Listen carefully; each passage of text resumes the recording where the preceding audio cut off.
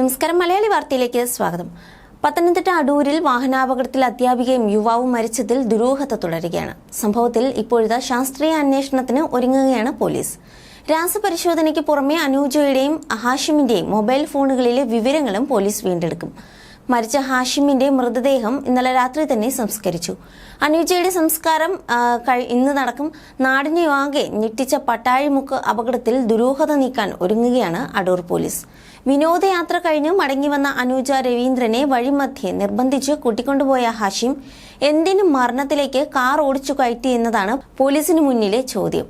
ബന്ധുക്കൾക്ക് ഇവരുടെ സൗഹൃദത്തെക്കുറിച്ച് പോലും ഒന്നും അറിയില്ലെന്ന മറുപടി നൽകിയിട്ടുണ്ട്.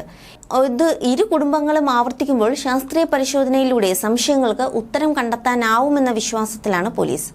കോട്ടയം മെഡിക്കൽ കോളേജിലെ പോസ്റ്റ്മോർട്ടത്തിന് ശേഷം രാസപരിശോധനയ്ക്ക് ആവശ്യമായ സാമ്പിളുകൾ മരിച്ച രണ്ടുപേരുടെ മൃതദേഹങ്ങളിൽ നിന്നും ശേഖരിച്ചു. വാഹനാപകടം നടന്ന സമയത്ത് ഇരുവരും ഉപയോഗിച്ചിരുന്ന മൊബൈൽ ഫോണുകളും പോലീസ് കണ്ടെടുത്തിട്ടുണ്ട്. മൊബൈൽ ഫോണിന്റെ ലോക്ക് അഴിച്ച് വിവരങ്ങൾ ശേഖരിക്കാൻ കഴിഞ്ഞില്ല. ഈ സാഹചര്യത്തിൽ വിദഗ്ധ പരിശോധനയ്ക്ക് ഫോറൻസിക് ലാബിലേക്ക് ഫോണുകൾ അയക്കും.